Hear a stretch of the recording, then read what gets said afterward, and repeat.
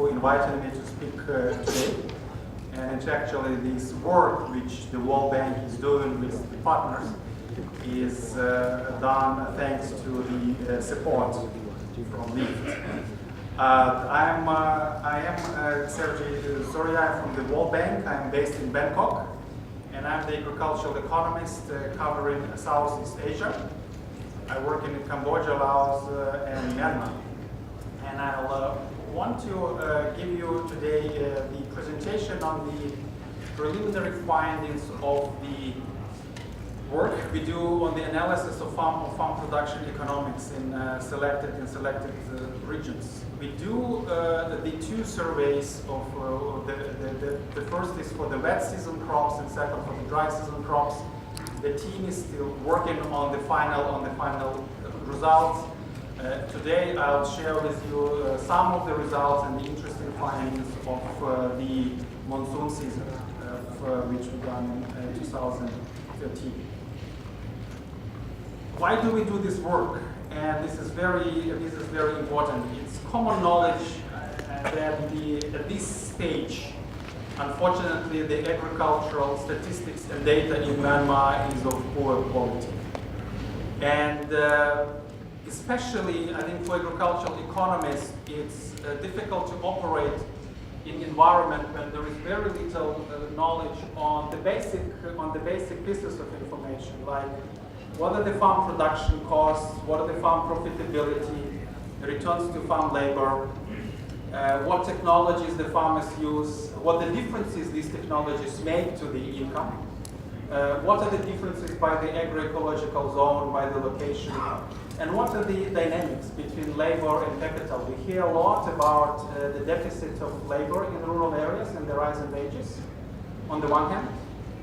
On the other hand, we also hear a lot that mechanization starts, but it's very slow. And it's very important to understand why, while we have deficit of labor, you have mechanization, which is still slow, the point where we would like it to be and to see. You see often comparisons, the international comparisons of Myanmar, and they usually limited to the FAO stat and the USDA. So, and it's hard to, because by itself, USDA and FAO stat is the averages of the averages.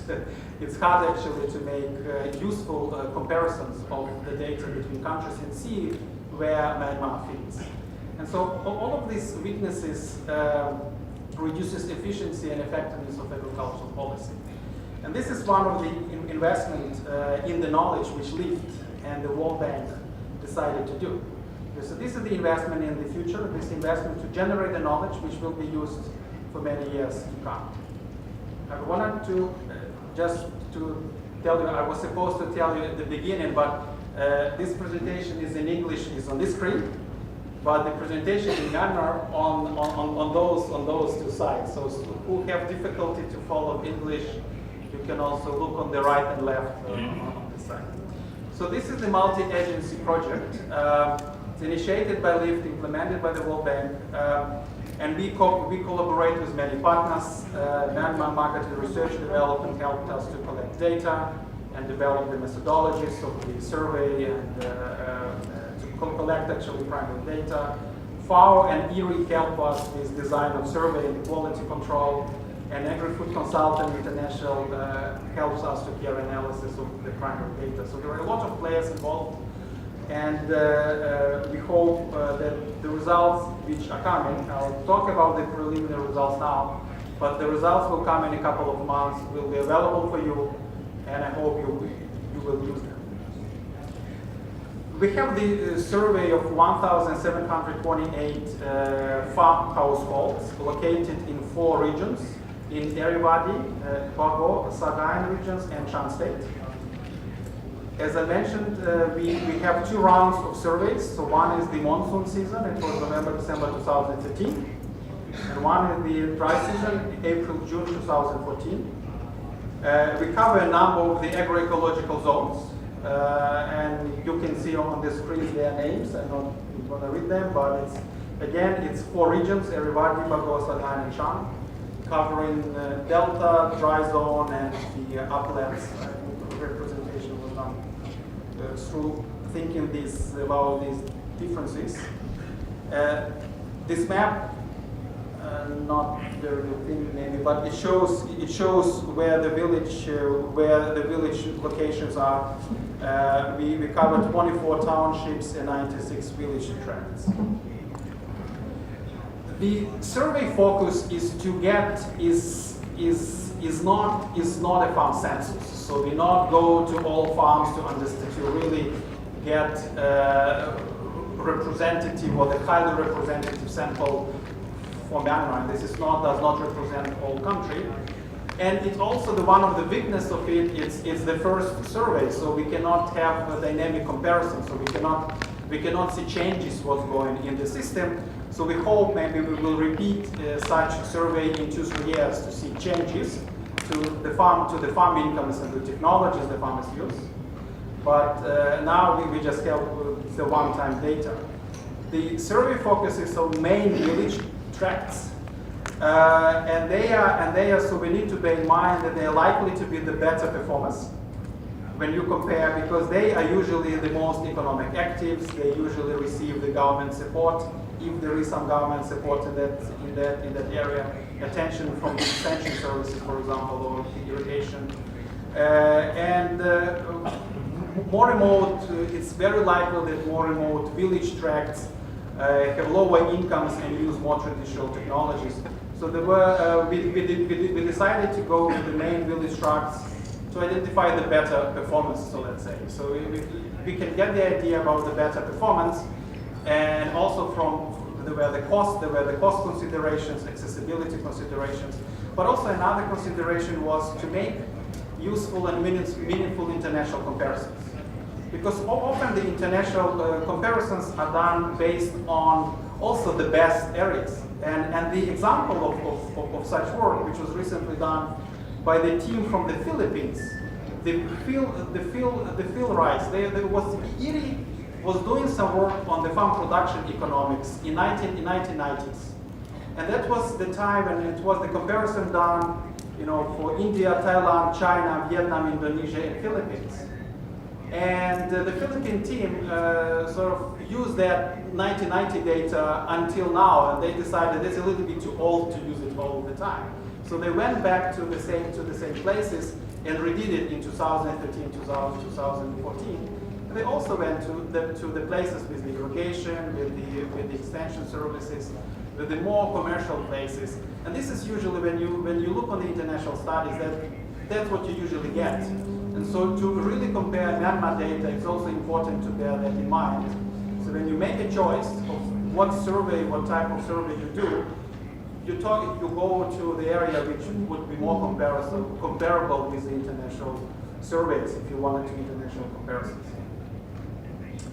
The survey covers many sections, and we have demography, education, assets and access to services. We have the farmland characteristics. These are the typical characteristics of any farm survey, I guess. But what is the new thing is that we also look on the farm production economics. So we look on the costs and the revenues of producing rice, and for monsoon season, it's not me. And for monsoon season, it's mainly rice. That's why my presentation will focus mainly on rice. I think in this presentation I will not cover other crops, because in the monsoon season, in most of the areas, it's all about the paddy. When we will have the results of the second survey, it will be more interesting to look on the other crops. But I would like to share with you sort of 5 big preliminary results. The first on the monsoon rice production technology, what the technology we observe. The second, I want to talk about the labor dynamics. Then on the monsoon paddy yields, monsoon rice gross margins, and differences by technology and farm size. So when we look on the monsoon rice production in Myanmar, it's comparatively labor intensive. When you look on these blue and red parts,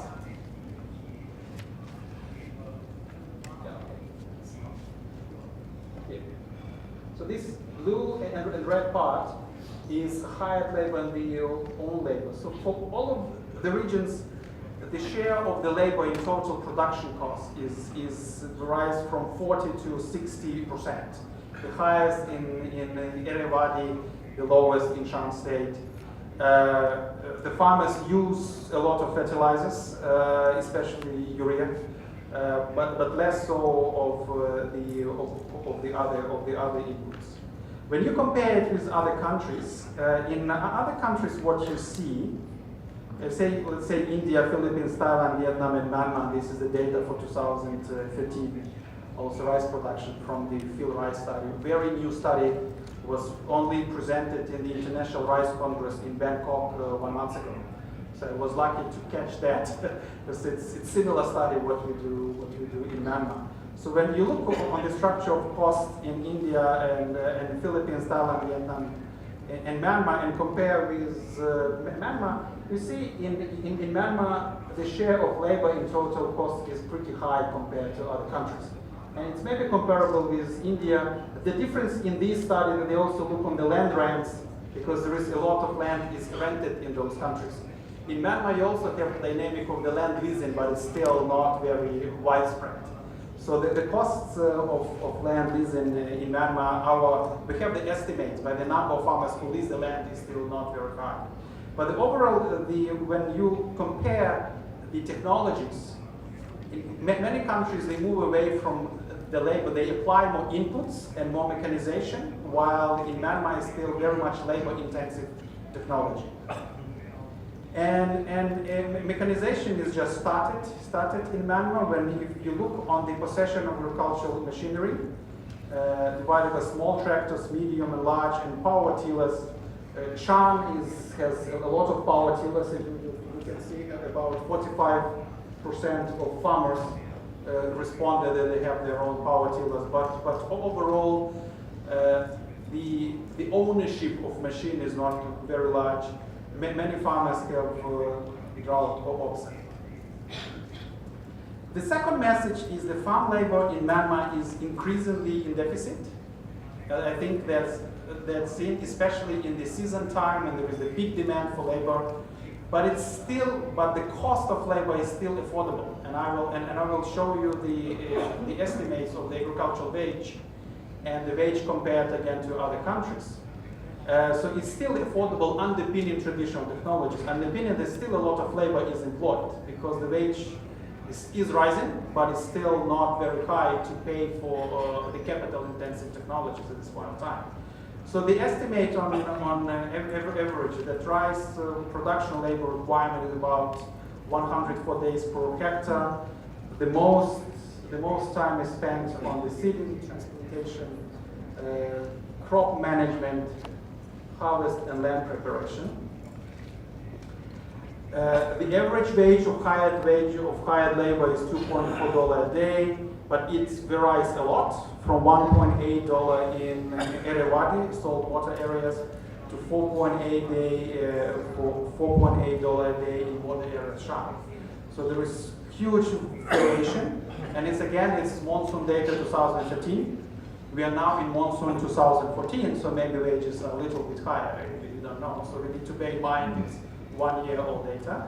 But it's also showing there is a correlation between the wage and the labor used in certain by farms. So the higher the wage, the less labor is used. So if you look on this graph, it's produced with the data we collected. So the higher the wages, the less labor is used. When you compare labor used for rice production and agricultural wages in different countries, and you will see that Myanmar is using a lot of labor per hectare compared to other countries. Cambodia is using now 48 days on average to produce rice per hectare. 10 years ago, it used 120 days. So in the last 10 years, you see significant structural transformation in the country. And labor get replaced by capital, by the machines. But that labor gets released and go to garment factories, footwear factories, and construction. This is the driving forces of getting labor out of agriculture and replacing with mainly rentals. Very few farmers own their own machinery, they rent machinery. And you see that the agricultural wages in Myanmar is still quite low compared to the competitors. It's one of the reasons why the farm production technology still remains so labor intensive. Because as I said, I mean, they may be rising, they may be $5 in some locations, but it's still far from Vietnam, China, and Thailand, for example. The message number 3, which is common, is that monsoon paddy yields in Myanmar are low. And I guess again there is this different information which you have from different sources. And the USDA average, US Department of Agriculture average for Myanmar will tell you the average paddy yield in milled equivalent is 2.7 tons per hectare. The national statistics will tell you 4 tons per hectare. So the difference is large. In our sample, it's monsoon paddy. We expect in the dry season yield to be a little bit higher, but on the average yield is 3.1 tons per hectare. And it's again varying from everybody from 3 tons to Shan State to 4.3. In Shan State, in our sample, the most of the farmers in those locations we looked in the main village tracts. Many of them use the hybrid seeds, and the hybrid seeds have high yields. What we also observed is smaller farms, and smaller farms we define by the size.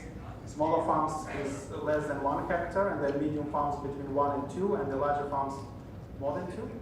The smaller farms have on average high yields. It's inverse relationships very common around the world. You see that around the world. It's because there's a small amount of land, and from the management point of view, the farmers maximize their profits investing in that plot. It doesn't mean that they get the higher income from that plot, but in terms of from the yield and efficiency of using land, smaller farmers seem to perform much better than the larger farms. And again, rice yield in international comparison. I told here that yields are low, but not compared with others. So that's here where the really comparison comes. So the international comparison on the averages, when you take the USDA database, which is the most consistent, say, worldwide used database for agricultural production. And so you would see Myanmar average yield 2.7, but when you take survey of the best farms and compare also in Myanmar with the 3.1, but also compare with the farms in other countries, it's larger. So it's still, there is still, the good news for Myanmar, you can still close the yield gap and generate a lot of growth by improving agricultural productivity in the rice sector. While in other countries like Vietnam, Thailand, China, I think they reached certain productivity level that they need to really diversify out of rice. In Myanmar, it's also important diversification, but you still, as you diversify, you can still generate a lot of growth in the rural areas by closing the yield gaps. Still, the yields in Myanmar are comparatively low to other countries. The fourth message is that the monsoon rice gross margins vary significantly. And again, it's on the one hand, we want to have one number. What is the profit per hectare? How much value added we do per hectare, which is the gross margin. So the gross margin is the revenues minus variable cost. But it varies very much. It varies by location. It's, can go almost from 0 to $537 per hectare. It depends also on the farm size. The smaller size usually have a little bit larger profit per hectare, but then because they are smaller, their overall income is smaller. So we, in the report, in the analysis, and the data we are working on, we will do a lot of analysis trying to understand what determines these gross margins and what are the differences, maybe by farm technology, by location, by farm size, this gross margin does. But the message I want to tell you now is that there is no good average. There is always this variation, and one needs to be careful to sort of make judgments of what the average profit is or what the average production costs are. It's very difficult to make such conclusions.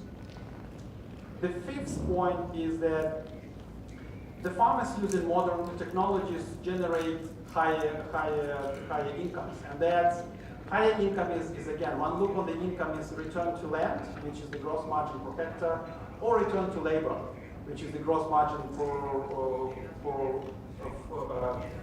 household or member of the farm family household.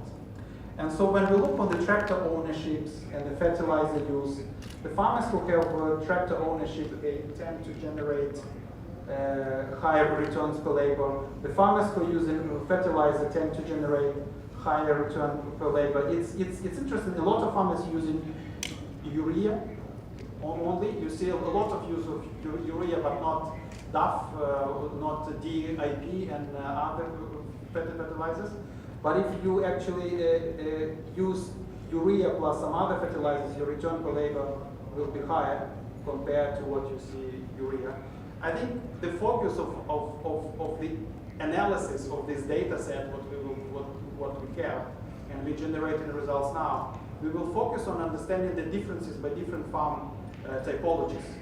So we will look on the different technologies the farmer uses within the region, because sometimes there are differences by region, and you just say because of agroecology we have the differences. But if you're within one agroecological zone, you have farmers who use different technologies. Some farmers use only urea, some farmers use a mix of fertilizers, some farmers use no fertilizers. Some farmers use hybrid seeds or no seeds, or they buy seeds from somebody else. And so we would like to capture those differences and see whether the use of technologies actually result in the higher profits. Because very often what we observe, because of the poor knowledge of how to use inputs, very often farmers buy more inputs, but then they don't necessarily generate higher profits. They just generate higher revenues and their production costs are high, so the profits remain the same. So we would like to sort of do more of this type of analysis, looking on the use of fertilizer, use of seeds, use of tractor ownership, or use on the land ownership, and see how that maybe affects the farm production outcomes. But these two examples will give you the flavor of what types of the analysis is coming up. The message number 6 and the final one. So we are comparing the small farms with the medium and large. And what we can see that small farms are on average achieving higher yields. And but on the one hand they achieving higher yields, but it does not translate in the higher gross margin per hectare, and does not translate into the high margin return to own labor. So the larger farms seems to use their inputs. They use maybe more mechanization, but they generate more profit per hectare. So the yields, again, the smaller farms get the high yields, but the economic outcomes seems to be better by the larger farms. The implications are, again, the more attention would need to be paid from the government side to the smaller farms if we want their income to catch up with the rest of the economy. And the second sort of conclusion is that the agriculture may be not the only source of livelihoods for them. And this is happening. According to LIFT survey of 2013, about 40–50% of the farm incomes come outside of the farm. And sort of the development of rural economy in general should be also considered as the way to support smallholder agriculture, because the small amount of land, even if they achieve efficiency in terms of yields, is just not enough to feed the family of five or six. They will need to generate the other. They will need to have the other sources of income. The next steps, the last slide, to show to give you the heads up of when a lot of results are coming. So we will finalize analysis of the first and the second surveys by the end of January. We will prepare consolidated report in March, and we will make everything available after we have the New Year April break. And in May, we will have everything available from us and from LIFT, including the data, which everybody can use for your own research. Thank you very much. I think I left, there is still some time for questions, so I'm ready for questions and answer session. Thank you very much.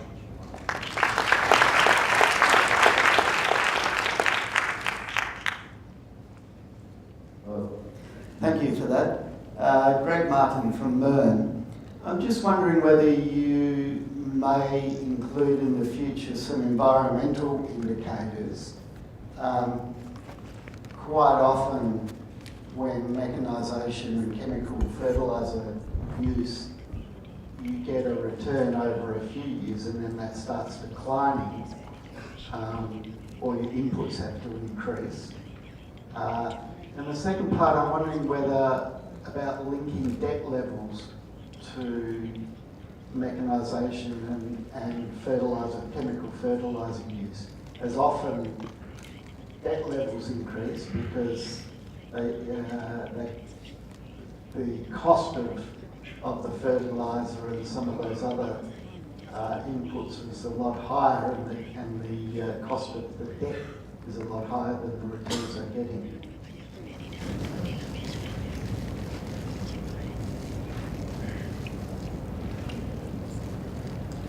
I can answer that. I can answer it seriously. Right? I see the other hands up. I will then answer the question after. Hello. Hi. Yvonne Pinto here from Firetel. Sergey, thank you. That was really fascinating. I wondered if I could press you on sharing some of the results early in relation to the other crops, and linking my question to Tom's presentation earlier about the declining returns in terms of income from rice versus some of these other crops that are important in Myanmar. My name is Tohir. I'm from Action Aid. I'd just like to know about that particular, the women participation in this agriculture sector, in this transformation. So how are they really benefited or affected by this transformation, one? And second thing is that when I see that now that there is a trend of contract farming, particularly this rubber industry. So how is it really benefiting this smallholding farmer, particularly in terms of agriculture? Okay, I would say I would start with these three. Otherwise, I will start to select questions instead of answering questions, and then we will go to the next round. We still have time now. On the environmental sustainability, yes, let's include it in the next survey, but I will hire you to design these questions to capture in the one spot survey, thinking about the long term. I think you need the different instruments to capture, but this is very, very important point. It's very important point. We need to capture that, but the instrument which was used in this case would not allow us to do it. On the DIP and the returns to different types of fertilizers, mechanization, we do the rice. We do the crop productivity analysis, so we look on the marginal returns. And I saw the preliminary results. In most cases, adding extra input, either fertilizer or machinery, doesn't bring you financial benefits. But I want to look really carefully in this before I go big with the conclusion. But it looks like that the farmers are still not able to actually translate the higher use of more expensive inputs, because when you substitute labor, you buy expensive inputs, and it increases your production costs. So the trick is actually to increase your revenue more than you increase your production costs. And so we do such analysis. So such analysis will be available at the report. But there is some indicators that some of the inputs used, the marginal value of the additional input uses does not bring financial benefits. On the diversification, the question was to tell us more about the diversification. we have when we looked on what farmers produce during the monsoon season, they certainly produce not just rice, and it's maize in the upland, and it's sesame and groundnuts, etc. But I would really be more conclusive about the cost, about the comparative profitability of different crops when we have two sets of data, monsoon season and dry season. Because very often what you want to compare, when you look at the everybody in the dry zone, very often in monsoon season there is so much rain that paddy is the only option. Right? So when you look on the gross margins, you can see that for maize, for example, gross margin may be higher than for rice, but maize is mainly produced in the upland. So you cannot compare lowland and upland and make these choices. So we are waiting for the analysis of the second survey. So we go to the same farms and look on their second crop, and then we will sort of look on the economics of producing different crops. But I suspect that profitability of non-rice in many areas will be larger than rice. But it doesn't mean, and the question will be why farmers don't produce other crops.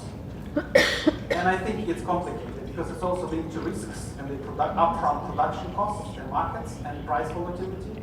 So all together is not only economics when we see the spreadsheets, but also the production decisions. But I will be able to talk more about it when the second data comes.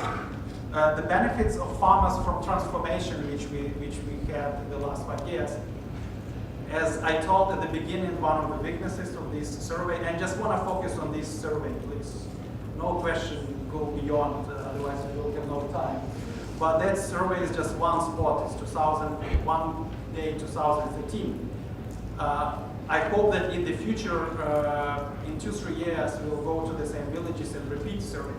And we will then be able to actually say how changes in the country affect farm technologies and farm production outcomes. But at this point of time, this cannot be said.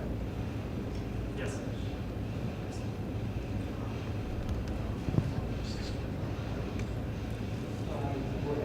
It's just small. Hello? Oh, yeah, just tiny question. You showed ownership of tractors, but or power tillers, but not use versus ownership. And usually in the region, the ownership is a very small set of people, and the use is very high, including in things I've seen already in Myanmar. So if you could comment on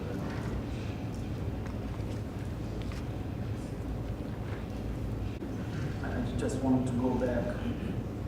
I mean, we also look on the equipment rental when you see the orange color. So this is the cost of the equipment rental, but we have the farm budgets for each crop, for each agroecological zone with the physical units and the monetary units. So you will see how much in charts per hectare. I mean, in the rental it will be only in charts per hectare, while for fertilizers it will be also kilogram per hectare and labor hours per hectare. But yes, it's true, and I think even going forward, rental going to play the bigger role than the ownership, because of the nature of the small scale size of the agriculture would not allow to pay for the own and large machinery. Do you have shares of those using rental versus shares of those owning that you could even say now? I don't remember, but I would certainly say 50-60% of farmers use rental equipment, and maybe 10-15 own equipment. So that's in this magnitude.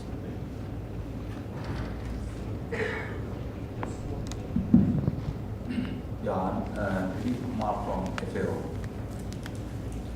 And usually, this relates to your findings about the profitability comparison between the small farms and larger farms. The smaller farms and farmers usually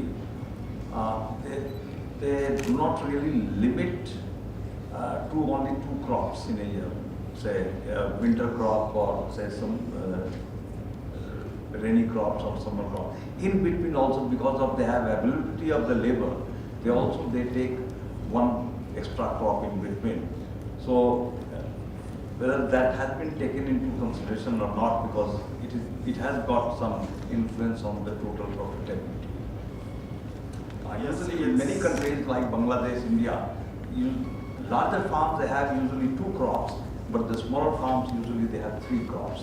The other thing that is when we talk about mechanization, wherever there is mechanization, there is also, you will see that there is serious depletion of organic content. So now you can understand that what will be the cost of that one. That has also to be taken into consideration.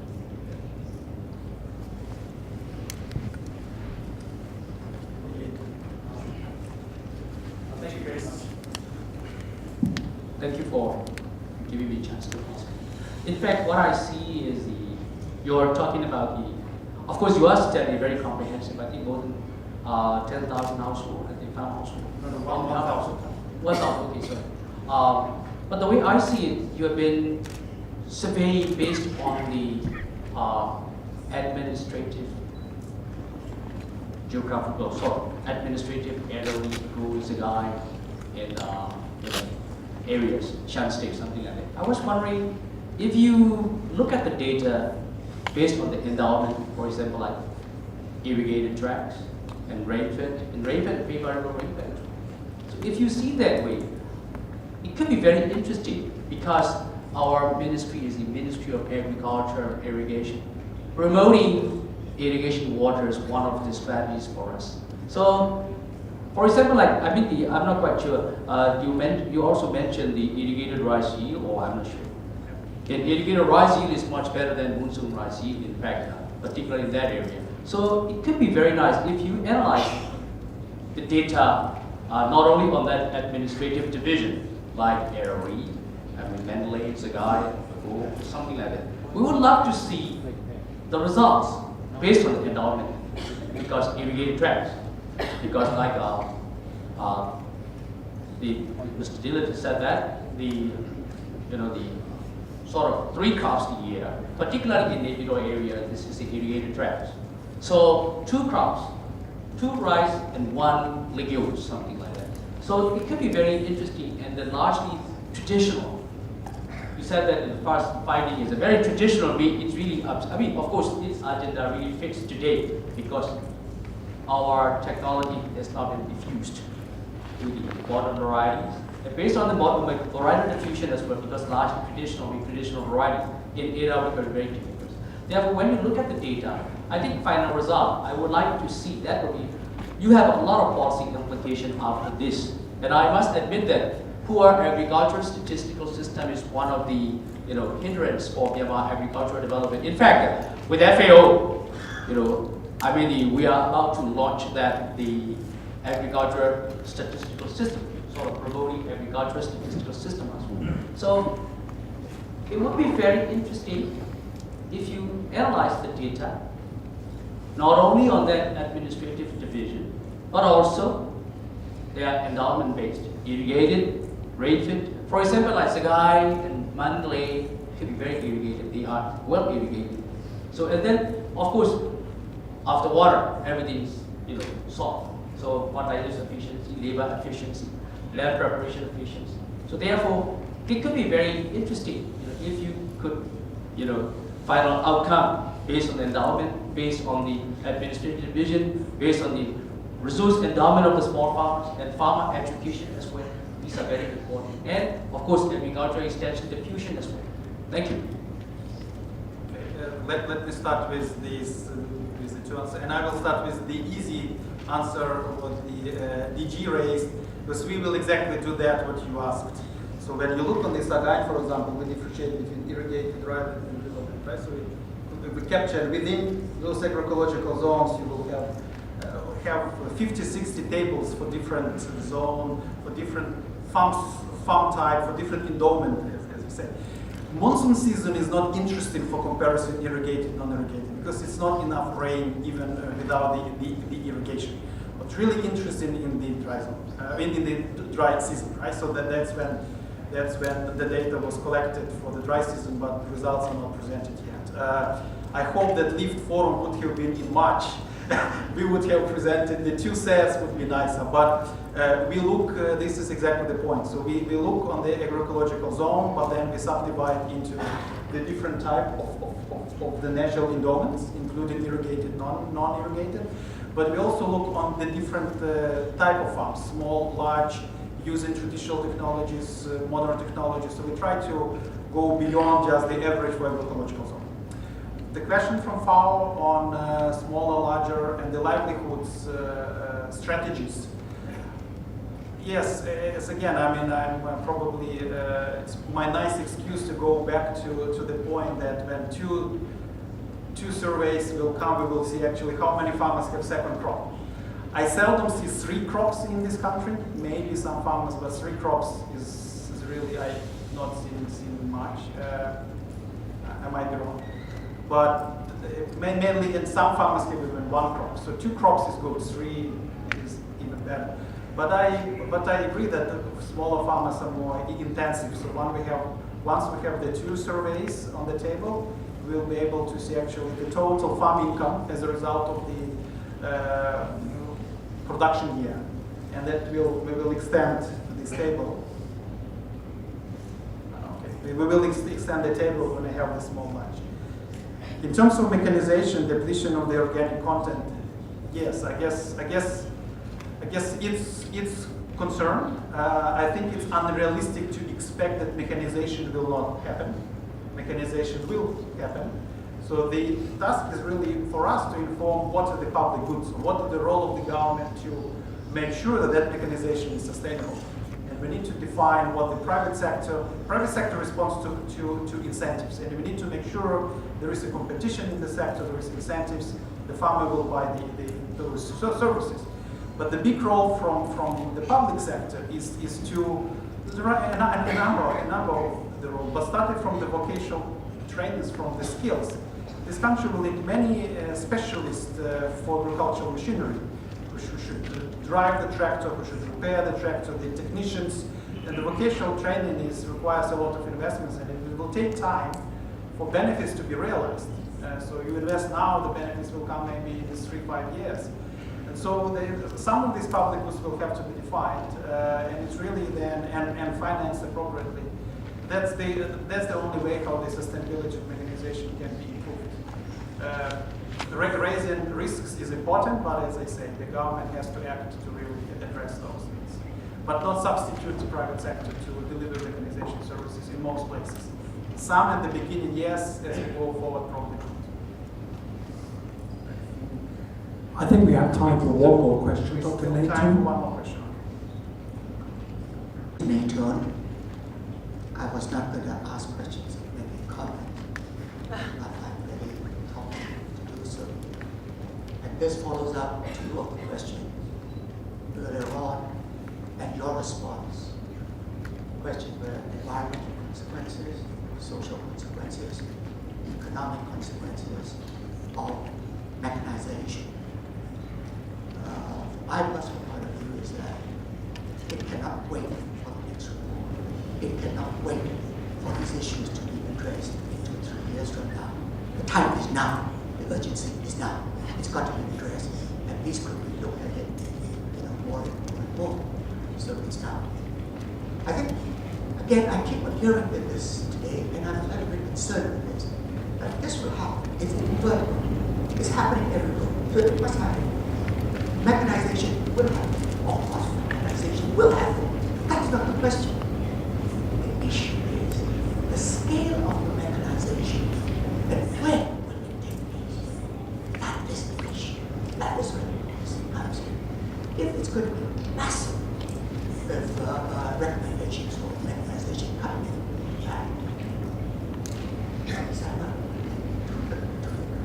but also to small farmers and very I would encourage everyone, please, look at the website about the great big dashboard of the United States. What were the causes? What were the triggers? Great big dashboard devastated half the United States farmland. It was through massive mechanization. Is this the part Myanmar wants to follow. No question. The challenge here is the scale of mechanization, where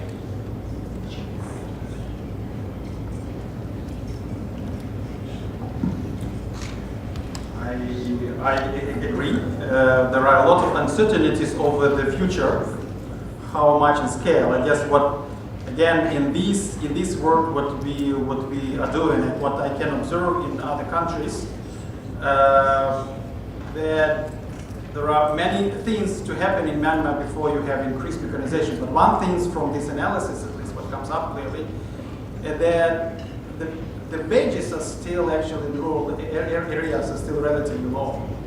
I mean, they may be high enough for farmers who want to increase their profits. I mean, the wages go up, they need to pay more to hired labor, their profits go down. But there's still the cost of capital in the country and the infrastructure to deliver mechanization, because you need the repair stations. You need the mobile units, you need the private sector to repair the machinery in the field. Because it's really, when I was at the university in Ukraine, I'm from Ukraine originally, and I went to work for 6 months in Austria on farm. And the tractor really breaks when you are in the field, when you most need it. When it stays somewhere, you don't need repair station. You need the whole infrastructure system when you are in the field, and you need to repair now. And this will take time in Myanmar to come. But in addition to that, it's also economics, which is important. It's still, I think, for many farmers, more profitable to hire more labor than to rent machinery. Machinery is still expensive, and it's still the efficiency use of the machinery is low. So that's, again, looking in the future, the many developments can take place. In the country with 50% of people employed in agriculture, I don't expect mechanization to replace labor very quickly. In the US, 0.7% is employed in agriculture, so they cannot survive without mechanization. 0.7% of people employed in agriculture. So in Myanmar, 51, so mechanization will take place, but I think it's not as fast as we did. Thank you very much. I think my time is over.